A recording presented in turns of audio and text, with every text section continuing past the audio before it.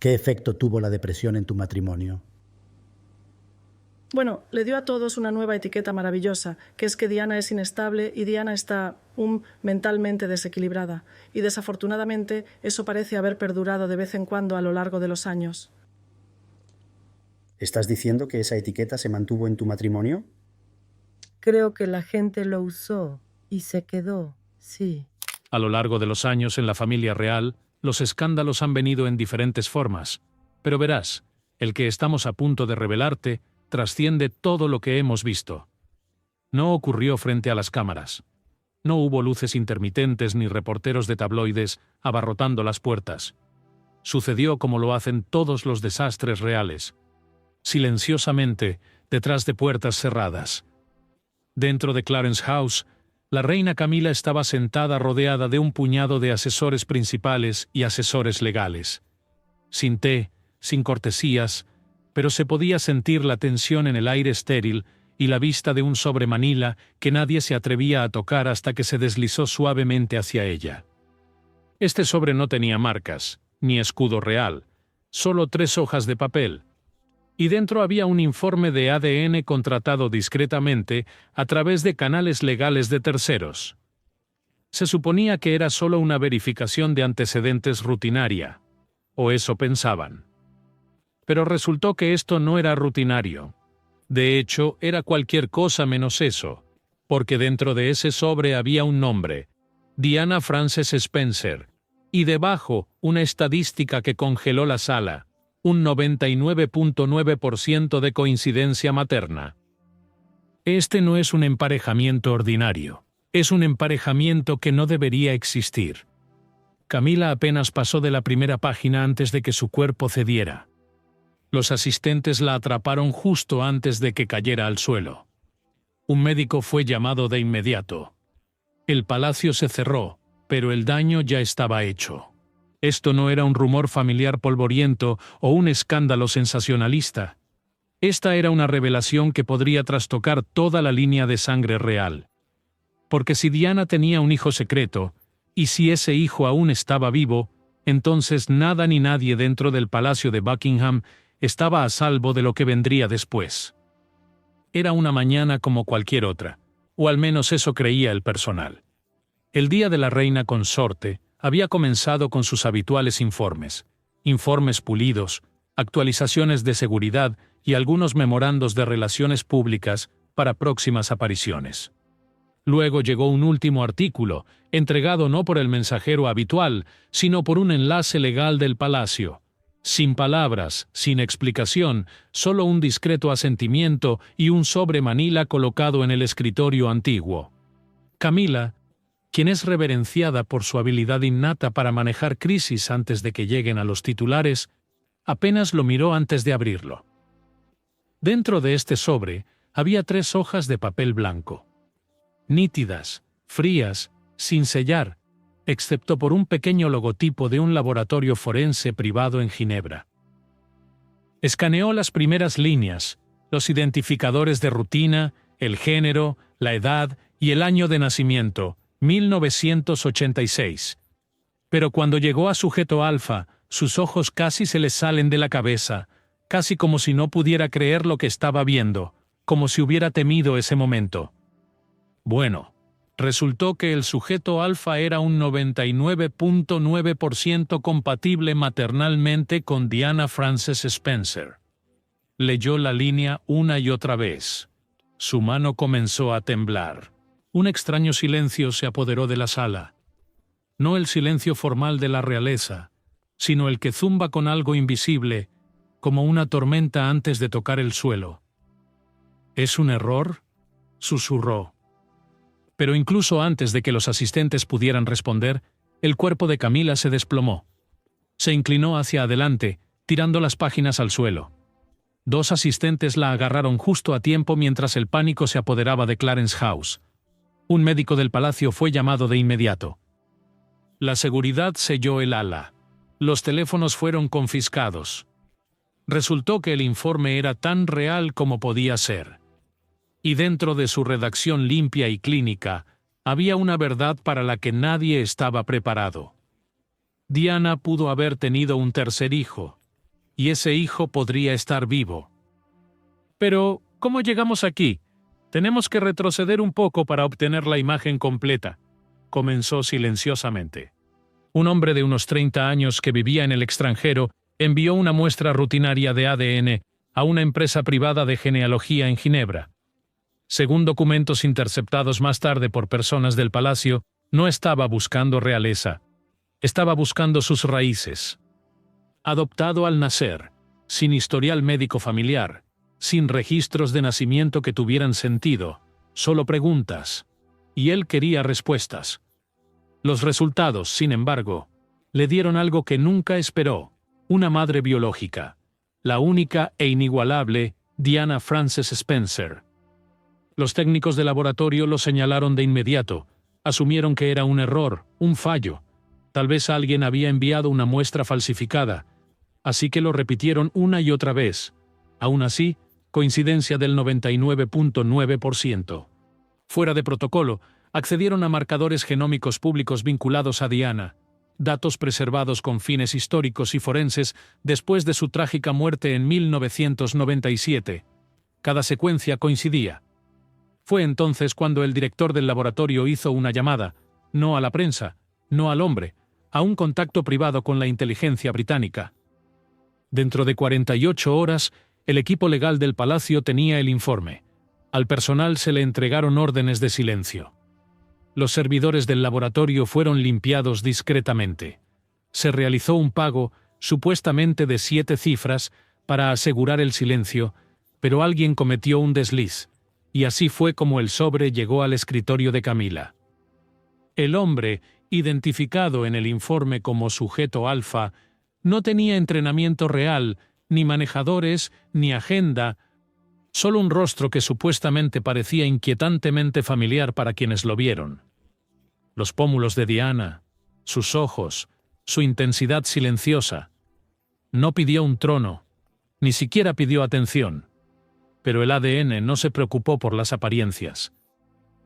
Habló por él y dijo: «Él es suyo. Verás, la corona siempre ha reclamado control sobre el tiempo, las fechas, las apariciones, los calendarios reales. Cada momento de la vida de un miembro de la realeza está contabilizado, excepto el de una persona, el de Diana». Entre febrero de 1981, cuando se anunció su compromiso con el príncipe Carlos, y junio de 1982, cuando nació el príncipe William, existe un periodo de tiempo que ha desconcertado durante mucho tiempo a los observadores de la realeza. Los eventos públicos fueron cancelados discretamente. Los viajes fueron pospuestos. Sus apariciones en la prensa eran limitadas, incómodas y controladas. En ese momento, la explicación oficial era agotamiento. Estrés, la presión de casarse con la realeza. Pero detrás de escena, incluso el personal del palacio susurraba de manera diferente. Y ahora, con la revelación del ADN sacudiendo las mismas paredes de Clarence House, esos meses olvidados están siendo examinados de nuevo, con ojos frescos, porque Diana no solo desapareció de la vista, también se desvaneció emocionalmente. En cartas privadas escritas poco después de su boda, se describió a sí misma como completamente sola dentro del palacio. «No me ven», escribió. «Ven lo que se supone que debo ser». Las lecciones de ballet, mantenidas en secreto de la prensa, eran su único escape, un salvavidas emocional hacia una versión de sí misma que no era solo un recipiente real. Su instructora, Anne Allan, recordó más tarde: «Bailaba como si estuviera tratando de escapar de algo. Era dolor, aislamiento, o algo de lo que nunca podría hablar. Lo que realmente levantó preguntas sobre este vacío fue el momento. Su retiro aparentemente coincidió de manera inquietante con el año estimado de nacimiento del sujeto alfa, 1986.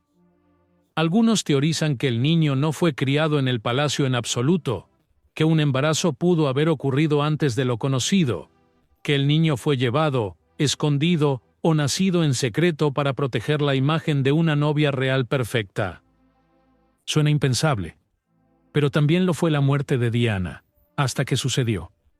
Y en retrospectiva, la línea de tiempo no solo tiene agujeros, tiene heridas. La monarquía siempre ha sabido cómo enterrar historias. Pero ¿y si, esta vez, enterraron a una persona?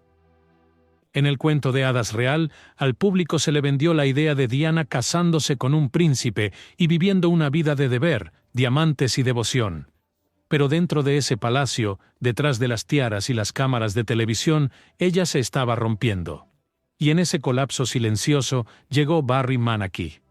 Era su guardaespaldas, asignado a mediados de los años 1980 para protegerla.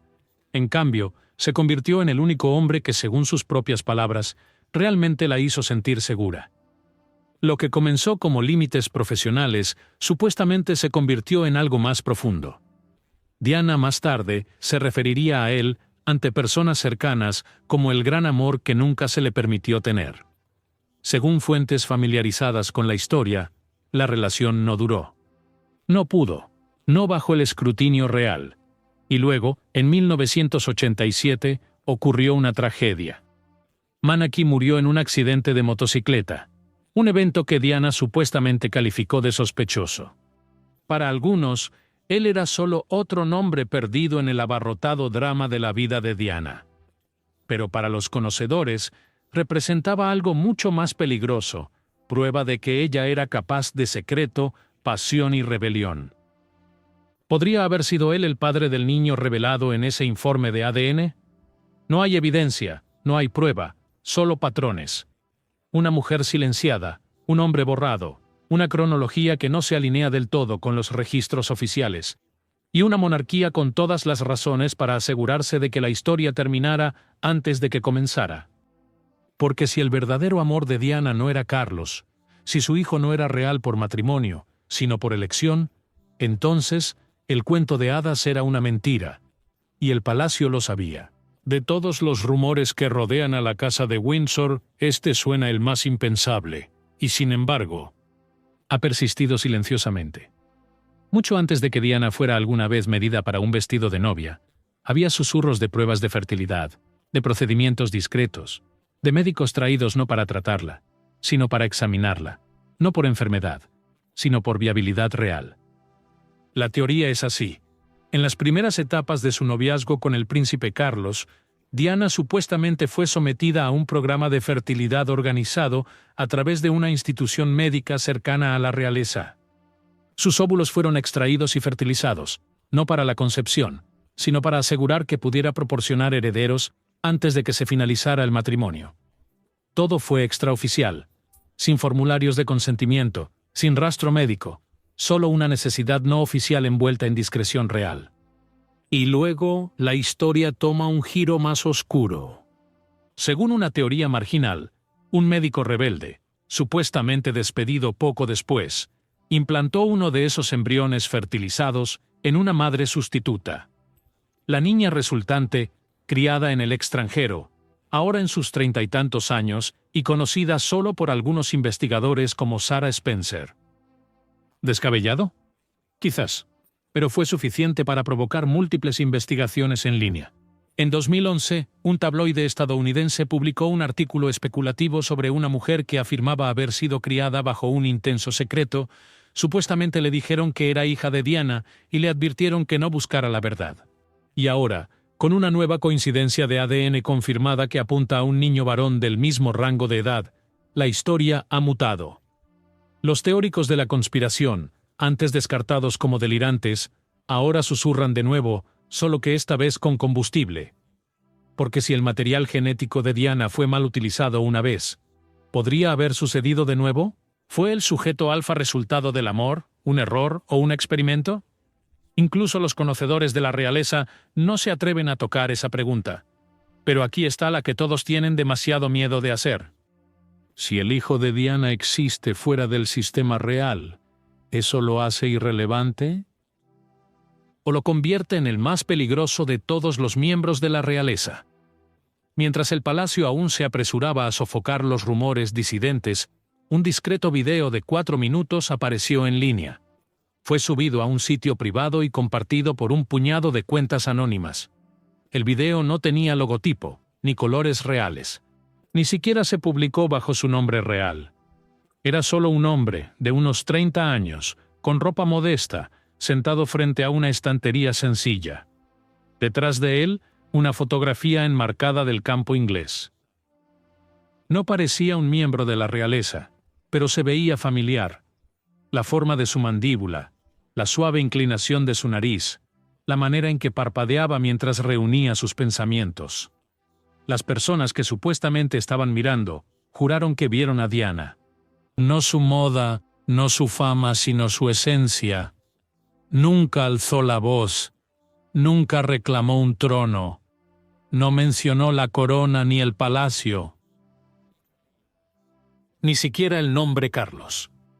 Supuestamente solo dijo esto: no nací para empezar una guerra. Nací sin nombre, sin historia. Pero creo que ahora la encontré. El nombre de mi madre era Diana. Según informes de personas con información privilegiada, a las pocas horas de que el video llegara a Internet, los abogados del palacio se apresuraron a emitir órdenes de eliminación. Los equipos de comunicación real guardaron silencio. Las plataformas tecnológicas se resistieron, pero ya era demasiado tarde. La semejanza era imposible de ignorar, y para el público, esa voz tranquila no solo sonaba como un hombre buscando la verdad. Sonaba como si Diana hablara a través de él. Y por primera vez en décadas, el mundo no solo lloró a la princesa de Gales. Conocieron la parte de su historia que nunca pudo terminar. Dentro del Palacio de Buckingham hay un nombre para momentos como este. No está impreso en documentos oficiales. No forma parte de ningún manual. Pero los más cercanos a la monarquía lo conocen bien. El Protocolo Windsor, una estrategia de respuesta a crisis reservada para situaciones demasiado explosivas para la prensa y demasiado delicadas para la opinión pública. Y tan pronto como la reina Camila se desmayó en Clarence House, se activó el protocolo. Los teléfonos fueron confiscados. Las puertas que siempre estaban abiertas de repente fueron cerradas con llave y custodiadas. Las reuniones se trasladaron a los pasillos traseros y se llevaron a cabo sin asistentes. Incluso el personal con más antigüedad fue puesto bajo vigilancia, no por filtrar información, sino por escuchar. La primera prioridad: contención. El laboratorio con sede en Ginebra que había procesado el ADN del sujeto alfa supuestamente recibió una orden de silencio perpetua y fue compensado con lo que un informante llamó una suma que cambia la vida. Los rastros digitales del informe fueron eliminados, las copias impresas destruidas, excepto la que Camila ya había leído. La segunda prioridad: vigilancia. El sujeto alfa fue puesto bajo monitoreo discreto de la inteligencia británica, no para silenciarlo, no para dañarlo, sino para entenderlo. No es una amenaza, supuestamente dijo un oficial de inteligencia a un asistente real. Pero es una variable, y las variables son peligrosas. ¿Y la tercera prioridad? Silencio. A los periodistas que tenían incluso el más leve indicio de la historia se les contactó. A algunos supuestamente se les advirtió, otros fueron supuestamente comprados. Pero el pánico ya era demasiado tarde. La verdad había salido a la luz, y por una vez, la corona no pudo silenciar la historia por completo. Durante décadas, Camila soportó todo: burlas del público, apodos brutales de los tabloides y miradas frías en eventos reales. Esperó en las sombras mientras Diana capturaba el corazón del mundo. Sonrió ante cada insulto, sobrevivió a cada reverencia incómoda, y después de años de resistencia pública, finalmente fue coronada reina junto a Carlos.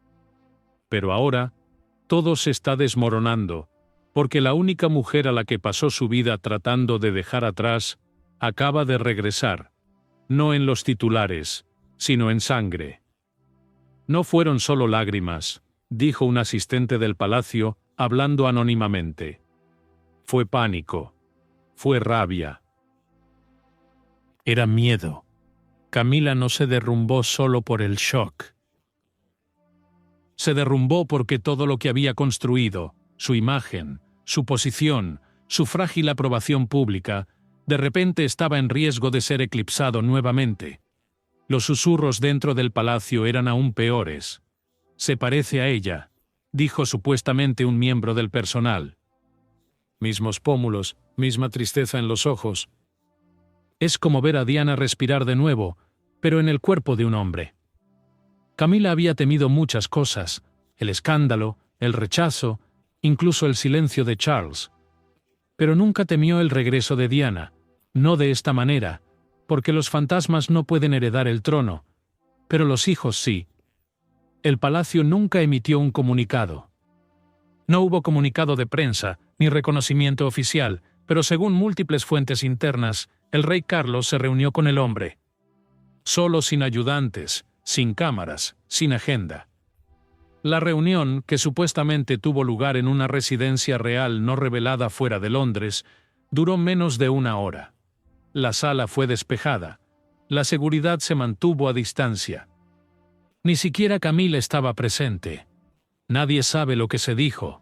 No hubo fotos, ni filtraciones, solo silencio. Y la inquietante idea de que por primera vez en casi 4 décadas, Carlos se encontró cara a cara con la única persona que podría tener la conexión más profunda con la mujer que no pudo proteger. Un informante describió al rey después como distante, vacío, desconectado. Otro dijo que se sentó en su estudio durante horas, mirando hacia el jardín como si estuviera viendo algo que no estaba allí. ¿Vio a Diana en el rostro de ese hombre?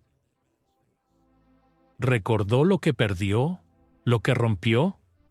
Bueno, esas son preguntas a las que quizás nunca encontremos respuestas.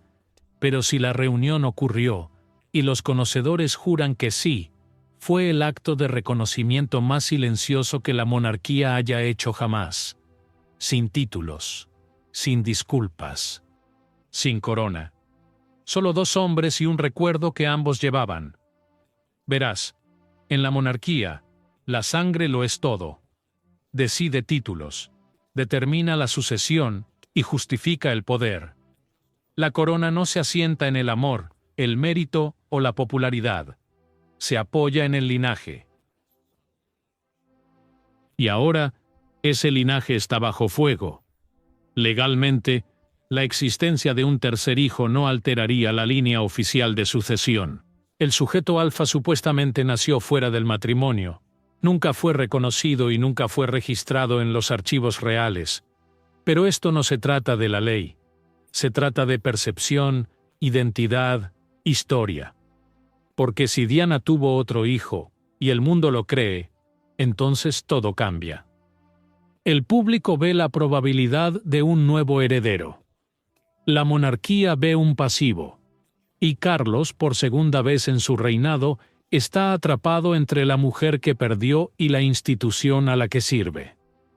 Los expertos constitucionales ahora están debatiendo qué significaría, si acaso, el reconocimiento. Los conocedores de la realeza temen una campaña mediática. Los miembros del Parlamento están siendo informados discretamente, y algunos asesores principales supuestamente han propuesto la idea de una estrategia de prensa de emergencia en caso de que el sujeto alfa decida hablar nuevamente. Porque si la corona ya no se define por la certeza, por el orden, por la sangre, entonces, ¿qué es? ¿Una tradición o un mito? ¿Y cuántos más secretos están detrás de las paredes del palacio esperando ser descubiertos? Las arañas de cristal aún brillan dentro del palacio de Buckingham. Los guardias aún marchan. El terciopelo todavía amortigua la corona. Pero debajo de toda la ceremonia, algo ha cambiado porque, a pesar de todas las reglas y rituales de la monarquía, de todo su poder, pompa y control de prensa, nunca fue construida para sobrevivir a la verdad, no a esta, no a la verdad de Diana. El sujeto alfa no ha pedido un trono, no ha reclamado un título, no ha exigido reconocimiento. Simplemente dijo la única cosa que la monarquía no podía permitirse escuchar. El nombre de mi madre era Diana. Creo que ella quería que yo supiera. Y eso fue suficiente, suficiente para sacudir la institución, suficiente para reabrir heridas, suficiente para recordarle al mundo que, a pesar de todo su brillo, la corona todavía tiene grietas y fantasmas que nunca se fueron. Camila permanece fuera de vista. Carlos permanece en silencio. William y Harry no han hablado, pero la gente sí, y lo que dicen es simple. Puedes enterrar a una princesa, puedes silenciar su historia, Pero cuando la verdad está escrita con sangre, no permanece enterrada. Se levanta. Y esta vez tiene un rostro.